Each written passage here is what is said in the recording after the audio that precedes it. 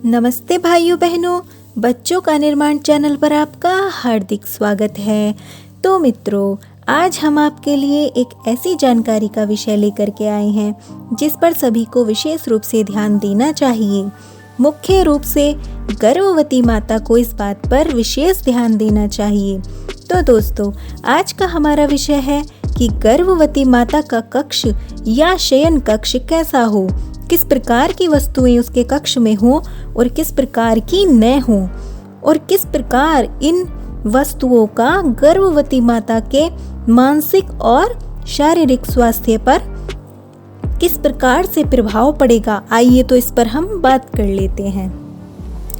सबसे पहले मैं ये कहना चाहूँगी कि गर्भवती माता के कक्ष में क्या वस्तुएं नहीं हो, क्योंकि यदि माता वास्तव में एक श्रेष्ठ, एक संस्कारी और स्वस्थ संतान को जन्म देना चाहती है तो कुछ वस्तुएं ऐसी हैं जो उसे अपने कक्ष से हटा देनी चाहिए, जिनमें नंबर 1 पर आता है टीवी। दोस्तों, एक बात जान लीजिए, जैसा हमारे नेत्र दृष्टिपात करते हैं या जैसा हमारी आँखें दृश्य देखती हैं, वैसा ही हमारे चित्त पर भाव इकट्ठे होते रहते हैं और धीरे धीरे कब हमारा मन उसका आदी हो जाता है, यह हम कह नहीं सकते।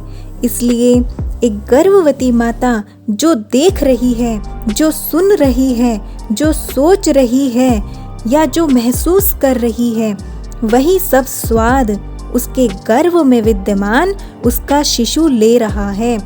तो यदि मैं ये कहूँ कि एक गर्भवती माँ टीवी पर अश्लील नृत्य देख रही है या कानाफूसी लड़ाई झगड़ों से भरे टीवी सीरियल्स देख रही है, तो निसंदेह उसके गर्भ में विद्यमान वह जो शिशु है, उसका संस्कार भी उसी प्रकार निर्मित हो रहा है।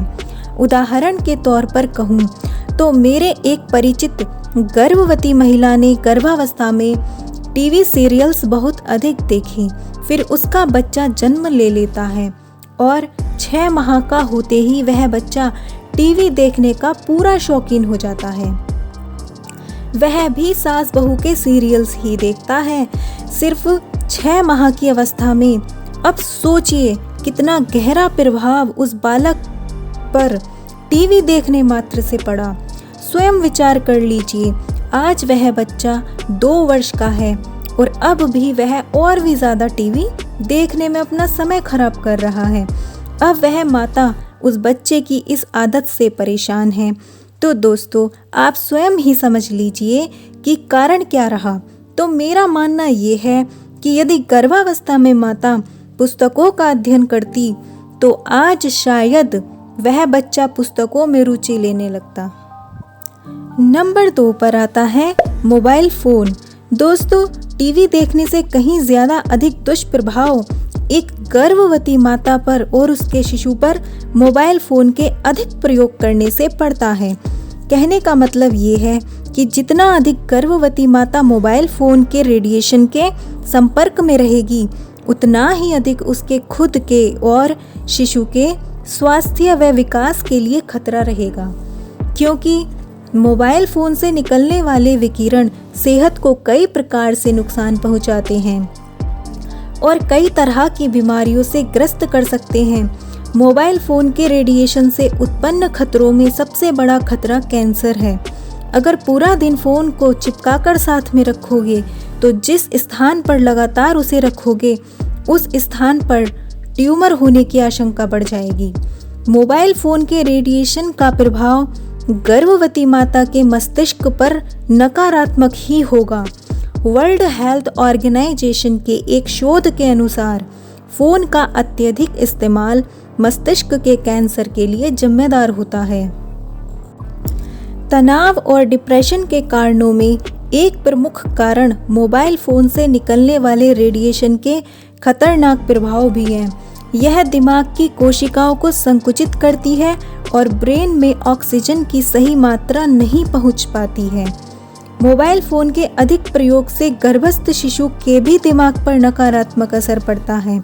उसका विकास अवरुद्ध हो सकता है, यहाँ तक कि बार्सिलोना में सन 2017 के दौरान एक रिसर्च की गई थी जिसमें 80,000 से भी अधिक माताओं और उनके बच्चों को शामिल किया गया।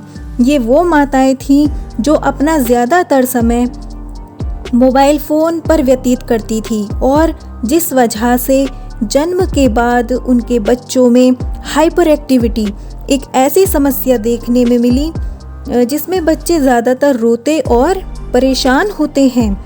ये दिक्कत उनमें देखने में पाई गई। यह एक व्यावहारिक और भावनात्मक समस्या थी, इसलिए निष्कर्ष यह निकला कि माता पिता को अपना भावनात्मक और मानसिक स्तर बढ़ाने के लिए मोबाइल फ़ोन का उपयोग करने के बजाय अपने बच्चों के साथ क्वालिटी टाइम बिताना चाहिए। और दोस्तों, वैसे भी गर्भवती माँ हो या कोई भी सामान्य व्यक्ति, फ़ोन का अधिक प्रयोग करने से थकान, एंग्जाइटी, याददाश्त कमज़ोर होना और अनिद्रा जैसी समस्याएं होने की पूरी संभावनाएं बनी रहती हैं। तो भाइयों बहनों, यदि आपके घर में कोई भी गर्भवती महिला है या जो भी गर्भवती माता यह वीडियो देख रही है, वह अपने और अपने बच्चे के स्वास्थ्य और सुरक्षा को ध्यान में रखते हुए मोबाइल फ़ोन का प्रयोग नाम मात्र के लिए ही करे। बहुत ही आवश्यक है तभी करे, बाकी समय उसे खुद से दूर रखे, अपने कक्ष से दूर रखे और रात को सोते समय बिल्कुल भी अपने पास न रखे। सिरहाने रखकर बिल्कुल न सोए। नंबर 3, मोबाइल फ़ोन की ही तरह कोई भी वायरलेस राउटर्स, कंप्यूटर, इनमें भी विशेष दूरी बनाकर रखें। इन्हें अपने कक्ष में न रखें। तो दोस्तों, अब किन वस्तुओं को एक गर्भवती माता के कक्ष में होना चाहिए, एक दृष्टि इस पर भी डाल लेते हैं। नंबर 1, गर्भवती माता के कक्ष में बहुत सारी मोटिवेशनल व आध्यात्मिक पुस्तकें होनी चाहिए जिनका माता नित्य प्रति अध्ययन करे, विशेष रूप से महापुरुषों की जीवनी हो, जिन्हें पढ़ने से शिशु का संस्कार ऊंचा महान बनेगा। दूसरा, एक दिया घी का माता अपने कमरे में रोज जलाए ताकि घी के जलने से उसके कक्ष में सकारात्मक व पवित्रता के परमाणु बने रहें। कमरे की दीवारों पर महापुरुषों व वीरांगनाओं के चित्र लगे हों, जो भी आपके गुरुदेव हों उनका चित्र लगा हो, और एक आईपॉड जैसा कुछ भी रख सकती हैं जिसमें मंद मंद आवाज में भजन या सकारात्मक संगीत सुनती रहें। ऐसा करने से शिशु पर सकारात्मक प्रभाव पड़ेगा। शिशु का शारीरिक व मानसिक दोनों ही प्रकार से विकास तेजी से होगा। शिशु और माता दोनों ही प्रसन्नचित्त रहेंगे और स्वस्थ रहेंगे। तो मित्रों, आज का यह वीडियो आपको ज़रूर पसंद आया होगा। कमेंट्स करके बताइएगा। कृपया चैनल को सब्सक्राइब करना न भूलें। धन्यवाद। आप सभी का दिन शुभ हो।